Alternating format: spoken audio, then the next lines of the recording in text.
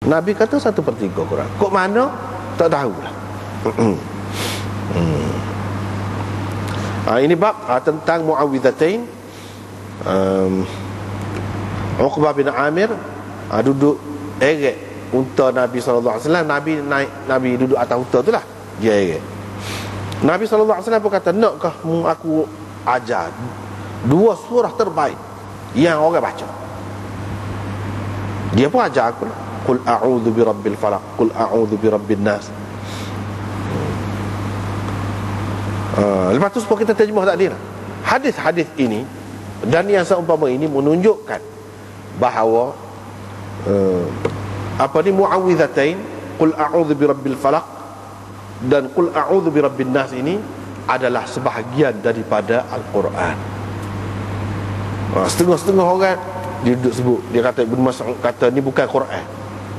Kalau bukan Quran, Nabi baca lagu mana dalam maya? Ada pula puak-puak ahlul Quran, dia panggil lah. Dia kata qul tu tak ada. Qul tu Nabi suruh, apa dia Tuhan suruh Nabi. Kamu kata, gapo dia kamu kata a'udzu birabbil falaq. Jadi hak sebenarnya a'udzu birabbil falaq Quran. Hak lain tidak. Qul tu tidak. Qul tu Tuhan suruh. Ini pun tak betul. Boleh rosak juga akidah. Banyak benar dalam Quran tu hak qul tu ada tu kan. Jadi hak tu tidak. Apa-apa tulis wak dia dalam Quran, dan bukan Quran. Bukan hak ni saja. Qul huwallahu ahad. Qul juga. Qul ta'alu atlu ma harrama 'alaikum rabbukum misalnya. Qul juga. Jadi hak tu semua tu bukan Quran, tak kena. Tak boleh, ini semua sesat. Yang betulnya berdasarkan hadis ni, cuba kita tengok. Nabi SAW ajar Qul a'udhu birabbil falaq. Dia tidak ajar kamu katalah a'udhu birabbil falaq, a'udhu birabbil falaq saja. Tak. Lepas tu dia baca dalam sembahyang pun ajar lagu tu lah juga. Takkanlah Ibnu Mas'ud, sahabat besar Nabi SAW tu, tak tahu Nabi duduk sembahyang baca hak ni. Takkanlah dia tidak tahu. Dia kata dia tu hafal Quran hak mana? Tak termasuk ni ke? Hak ni dia tak hafal ke? Pelik juga kan. Dengan sebab itulah Imam Nawawi, Imam Razi dan lain-lain lagi mengatakan itu bohong semua. Tak betul kalau orang kata Ibnu Mas'ud ni kata ni 2 surah ni tak termasuk dalam Quran. Bahkan Fatihah tu tak termasuk dalam Quran juga. Ada orang kata Ibnu Mas'ud berpendapat begitu, tak betul. Jangan dipakai hak tu. Sebab apa kita tengok ni dalam hadis. Ini Nabi buat sembahyang. Kalau hak ni sebagai doa saja untuk sebagai pelindung, macam doa-doa Nabi hak lain, mana Nabi baca dalam sembahyang doa dia hak lain? Tak ada ketika berdiri tu, lepas pada baca Fatihah tu. Kalau doa-doa lain kalau nak ada pun di hujung sembahyang tu, ketika duduk tu, bukan ketika berdiri. Ketika berdiri tu Quran saja yang dibaca. Selepas Fatihah hak lain. Ini menunjukkan ni qul a'udzu birabbil falaq ni Al-Quran. Kalau kita kata ni duduk muskil, ni bukan Quran. Quran ni dia. Kan mutawatir ke dia? Kalau Ibnu Mas'ud pun tak tahu bahawa ni Quran. Dia pergi situ. Sebab tu tak boleh pergi mengarut belakang semua.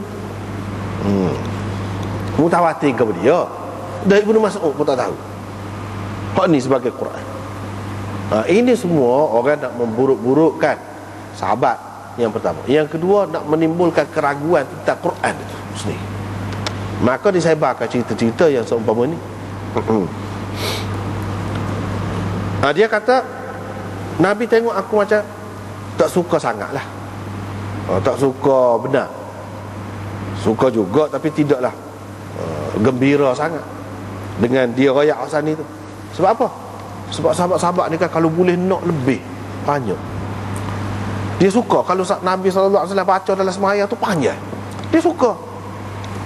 Dia boleh dengar Nabi baca, boleh ingat lagu mana cara bacanya, boleh hafal Quran mengikut Nabi baca. Gitu sahabat-sahabat ni. Tiba-tiba 2 surah ni pendek dia kira. Dan mungkin surah ni dia nampak kepada dia surah ni untuk seseorang tu jaga diri. kepentingan dunia. Nampak? Macam ayat kursi gomong sangat tu apa? Nak suruh saya tak takut gitu. Tu. Bukan kerana kebesaran ayat kursi itu, tapi kerana dunia. Hak ni pun pelindung. Takut-takut kita jadi gitu dengan Quran. Jangan. Quran ni lebih lagi daripada sebagai penawar, daripada sebagai pelindung, sebagai gap. Hak tu faedah ataupun kelebihan sampingan yang kita dapat. Bukan utama. Hak utamanya kebesaran Al-Quran itu sendiri. Hak tu. Lepas tu bila Nabi SAW turun sembahyang subuh, skalanya Nabi sembahyang di subuh dia baca panjang, lama baca. Dia pun baca dalam sembahyang tu 2 surah tu je. 2 surah tu. Dia pun paling lagu mana rasa? Dia kata, lagu mana munafik? Maknanya kalau aku baca 2 surah yang pendek ni cukup dengan hal tu. Walaupun pendek, jangan kamu anggap kecil. Jangan kamu anggap tidak, makna dia tidak besar. Makna Al-Quran ini kalau kita baca dengan penuh pengertian, dengan penuh penghayatan, mungkin pendek, tapi makna dia serupa lebih kurang dengan hak panjang tu. Atas kita. Tidak bergantung semata-mata pada panjang dia. Dari segi menyempurnakan sembahyang, sudah boleh dah. Hak dia kata kena baca Fatihah, baca surah. Baca surah dah lah tu. Walaupun sependek-pendek surah pun. Sebab tu kan dalam hadis ada sebut baca Fatihah dan baca surah. Ni surah dah ni, pendek pun. Boleh jadi kepada setengah-setengah orang kalau baca panjang semua dia tak ingat sekarang. Yang kedua dia sibuk, dia gaduh, dia gitu gini.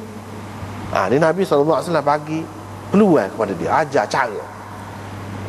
Mana kalau baca surah yang lengkap dah, walaupun pendek, cukup dah kalau nak kira.